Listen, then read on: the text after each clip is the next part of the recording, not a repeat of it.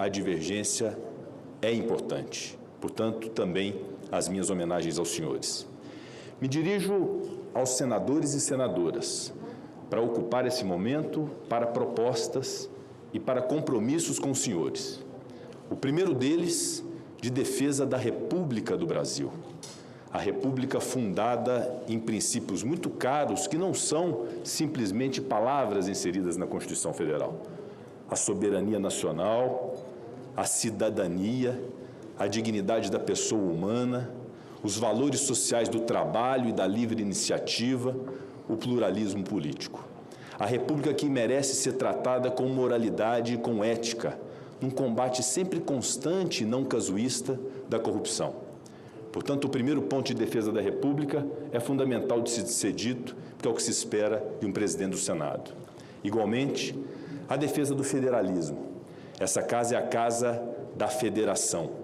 E a defesa da autonomia de cada um dos entes federados nacionais, haja vista que a República é a união indissolúvel desses entes federados, deve ser a tônica da administração de um presidente do Senado e do trabalho do Senado da República, da União, dos estados, do Distrito Federal e, sobretudo, dos municípios, onde vivemos, onde constituímos família e que precisam ser melhor valorizados pelo nosso trabalho legislativo.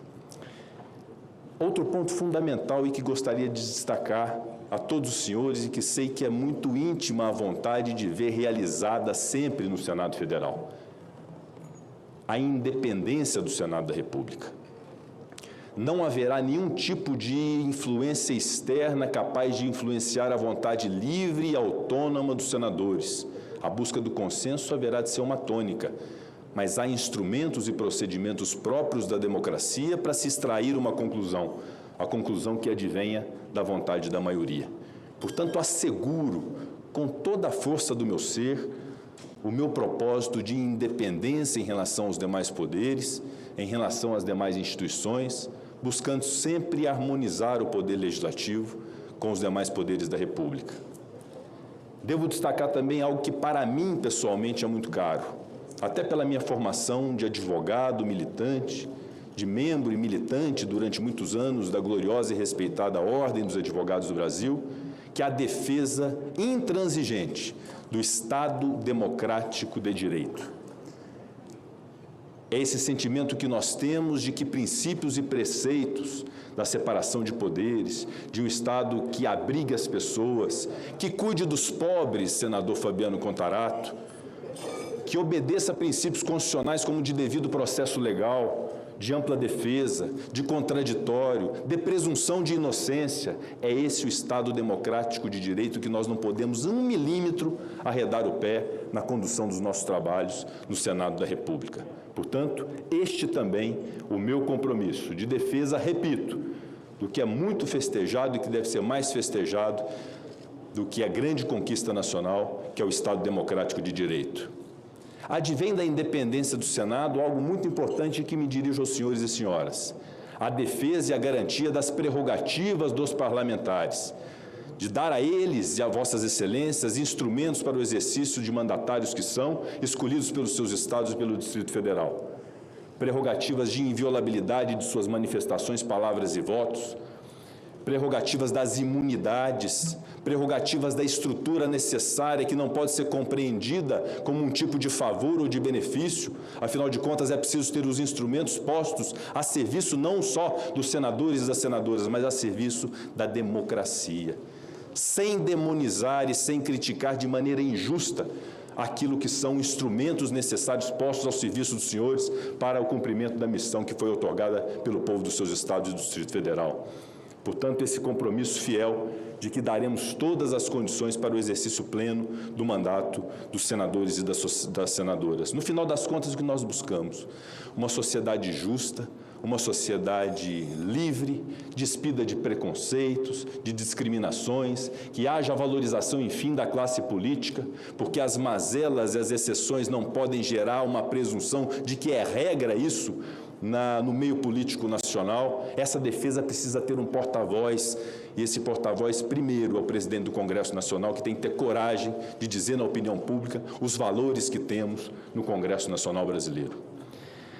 Devo dizer que a atuação parlamentar imediata deve se resumir não só num compromisso com a pandemia, mas alargar tudo quanto houver para a melhora da vida dos brasileiros.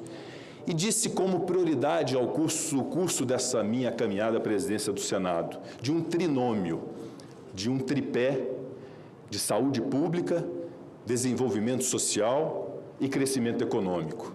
Saúde pública por razões óbvias e evidentes. Vivemos a pandemia, mais de 220 mil pessoas mortas e famílias chorando. O Brasil chora nesse momento e é preciso garantir que o nosso Sistema Único de Saúde, aliás, que deve ser sempre reconhecido e enaltecido, tenha condições de imunizar a população brasileira já nos primeiros instantes do ano de 2021.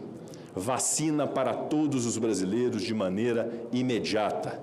De igual modo, nós não podemos desconhecer que, a despeito do compromisso da responsabilidade fiscal e do teto de gastos públicos de índole constitucional, nós temos uma obrigação de reconhecer um estado de necessidade no Brasil que faz com que milhares de vulneráveis, milhares de miseráveis precisem do atendimento do Estado.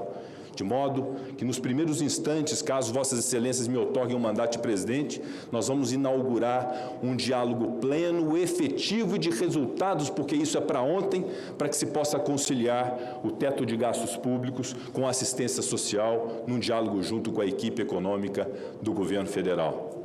E o crescimento econômico, senadores e senadoras, que é a pedra de toque daquilo que nós buscamos como o melhor programa social de um país civilizado, a geração de emprego. O crescimento econômico que advirá com a pauta de propostas de emenda à Constituição, de projetos de lei, das reformas importantes para o país e que estão sustentadas, inclusive, naquilo que apresentei como carta aberta aos senhores senadores, às senhoras senadoras e ao povo brasileiro. O crescimento econômico que nos fará gerar emprego, renda, oportunidade, porque o cidadão não quer favor do Estado. O cidadão quer ter a oportunidade de, por sua própria força de trabalho, garantir a subsistência de si próprio e de suas famílias. É esse tripé que vai nos orientar já num primeiro momento. E qual instrumento teremos para a consecução disso no dia a dia? Primeiramente, o meu compromisso de que o colégio de líderes partidários, composto por aqueles que são indicados por confiança de seus representados, senadores que escolhem um líder, que faz parte do colégio de líderes, e discutiremos democraticamente a pauta do Senado Federal, que é uma prerrogativa do presidente do Senado, mas que deve ser compartilhada em referência à pertinência, ao momento, à forma, ao conteúdo de cada uma das proposições, numa discussão junto ao colégio de líderes, semanalmente. Da mesma forma, a reunião que não há previsão de periodicidade, mas que deve acontecer sistematicamente na mesa diretora do Senado, para cumprir suas funções e o seu mistério para o cumprimento, por exemplo, dos pedidos de informação aos Ministérios de Estado, para que possamos ser colaborativos e participativos de uma gestão que precisa ter da parte do Legislativo a possibilidade da governabilidade. E governabilidade, senhores senadores e senhoras senadoras, não é ser subserviente ao governo, e não o seremos, mas permitir que as ideias nascidas do Poder Executivo, de iniciativa popular, da Câmara dos Deputados, de senadores e senadoras, possa ter voz e vez no ambiente do Senado Federal. Essa governabilidade é fundamental para o momento que vivemos no Brasil hoje. De igual modo são a estabilidade política, social e a estabilidade econômica. De igual forma é a segurança jurídica e o compromisso de nós todos de evitarmos que haja no Brasil uma mudança legislativa sempre constante de um lado para o outro, que faz afastar investimentos e a segurança para aqueles que querem aqui empreender. Então, há lógicas que nós temos que implementar dentro desses princípios do nosso dia a dia, com instrumentos das comissões permanentes, das comissões temporárias, das audiências públicas que precisamos fazer para trazer para dentro do Senado Federal as grandes cabeças nacionais que haverão de nos dar o rumo e luz para encontrar caminhos para os diversos problemas que nós temos no Brasil e que não são poucos. Portanto, tudo isso eu proponho que seja feito num ambiente num ambiente democrático, evidentemente, de respeito, mas de algo e de uma palavra que eu quero dizer de maneira muito especial a cada um dos senhores e a cada uma das senhoras, que eu tenho certeza que os 81 entendem que isso é imprescindível para o Brasil, que é a da pacificação. A pacificação das instituições, a pacificação dos poderes, a pacificação entre nós senadores, que não significa, evidentemente, a concordância sempre com o ponto de vista do outro. Obviamente que diálogo e debate, às vezes até mais acirrado, acontecerá, mas tenhamos paz para trabalhar pelo Brasil, para fazer as propostas necessárias para todos aqueles que esperam de nós e do presidente do Senado Federal e do Congresso Nacional respostas imediatas. Nós não podemos definitivamente nos render ao discurso fácil, ao discurso politicamente correto, ao discurso que ganha aplausos fáceis, por vezes, da mídia social, ou fáceis nos aeroportos, nos estabelecimentos públicos. Temos que ter compromisso com algo que nos guie verdadeiramente para resultados efetivos para a sociedade brasileira. E é isso que eu proponho fazer nessa dinâmica do dia a dia da presidência do Senado Federal, ouvindo cada um dos senhores. E passada essa eleição, eu tenho absoluta convicção que nos reuniremos novamente num propósito comum que une a todos nós, 81 senadores e senadoras.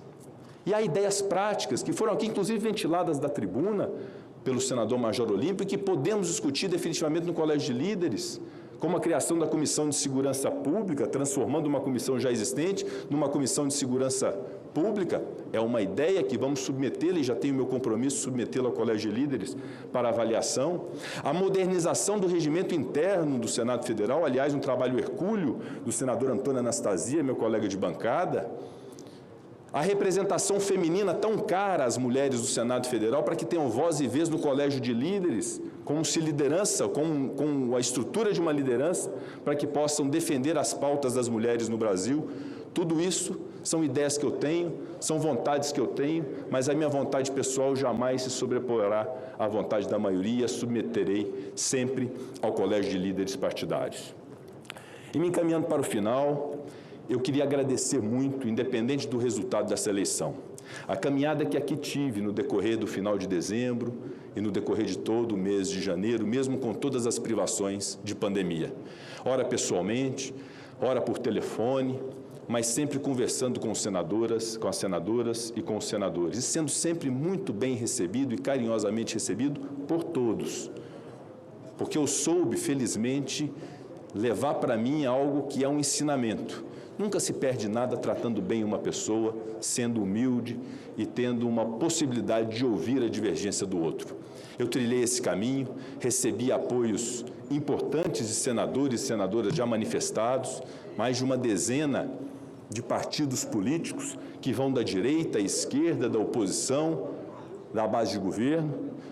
Vamos fazer disso uma grande oportunidade daquilo que apregoei minutos atrás.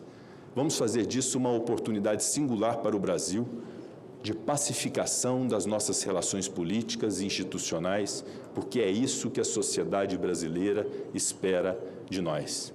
Faço agradecimentos finais ao presidente Davi Alcolumbre novamente, ao povo do meu estado de Minas Gerais, que me outorgou o mandato de senador da República. Com 3.617.000 votos, cheguei ao Senado com essa enorme responsabilidade de representar um estado de tantas tradições como o estado de Minas Gerais. Aqui rendo minha manifestação de apreço, carinho e gratidão aos meus colegas de bancada de Minas Gerais, o senador e professor Antônio Anastasia e o senador Carlos Viana, pelo apoio que me deram desde o primeiro momento, ao meu partido, Democratas, que me indicou sob a liderança do senador Marcos Rogério, todos os demais partidos, todos os senadores e senadoras que, tendo manifestado apoio a mim ou não, mas que merecerão sempre igualmente o meu mais absoluto respeito.